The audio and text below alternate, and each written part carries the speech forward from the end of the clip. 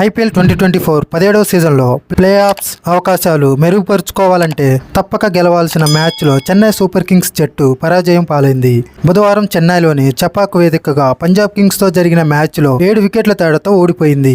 ఫలితంగా ఈ సీజన్లో 10 మ్యాచ్లు ఆడిన చెన్నై సూపర్ కింగ్స్ 5వ పరాజయాన్ని నమోదు చేసింది. ఈ మ్యాచ్లో తొలుత బ్యాటింగ్ చేసిన చెన్నై సూపర్ కింగ్స్ నిర్ణీత 20 ఓవర్లో 7 వికెట్ల నష్టానికి 162 పరుగులు చేసింది. అనంతరం పంజాబ్ కింగ్స్ మరో 13 బంతులు మిగిలుండగానే గెలుపొందింది.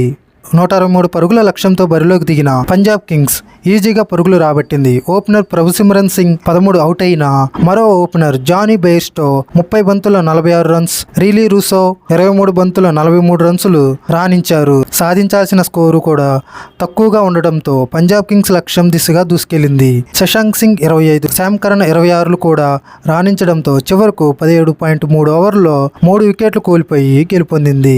అంతకుముందు బ్యాటింగ్ చేసిన చెన్నై సూపర్ కింగ్స్ జట్టు పరుగులు చేసేందుకు ఇబ్బంది పడింది. పంజాబ్ బౌలర్లు కట్టుదిట్టంగా బంతులేయడంతో సిఎస్కే బ్యాటర్లు పరుగులు రాబట్టేందుకు శ్రమించారు. హర్ప్రీత్ బ్రార్, రాహుల్ చాహర్, కగిసో రబాడా కట్టుదిట్టంగా బౌలింగ్ వేసి 6 లోపు ఎకనామీతో బంతులేశారు. దీంతో చివరకు సిఎస్కే జట్టు నిర్ణీత 20 ఓవర్లో 7 వికెట్లు నష్టపోయి 162 పరుగులు చేసింది. రుతురాజ్ గైక్వాడ్ 48 బంతుల్లో 62 రన్స్ చేసి టాప్ స్కోరర్ గా నిలిచాడు. దీంతో విరాట్ కోహ్లీని వెనక్కి నెట్టి ఆరెంజ్ క్యాప్ ను సొంతం చేసుకున్నాడు. రుతురాజ్ గైక్వాడ్ ఈ సీజన్లో ఇప్పటి వరకు 509 రన్స్ చేశాడు. విరాట్ కోహ్లీ 500 పరుగులతో రెండో ప్లేస్ లో ఉన్నాడు. పంజాబ్ కింగ్స్ బౌలర్లో హర్ప్రీత్ బ్రార్ 2 వికెట్లు, రాహుల్ చాహర్ 2 వికెట్లు, Kagiso Rabada 1 wicket, Harshdeep 1 wicket పడగొట్టారు. ఈ మ్యాచ్ ఫలితంతో పంజాబ్ కింగ్స్ ఆడిన 10 మ్యాచ్ల్లో 4వ విజయాన్ని నమోదు చేసింది.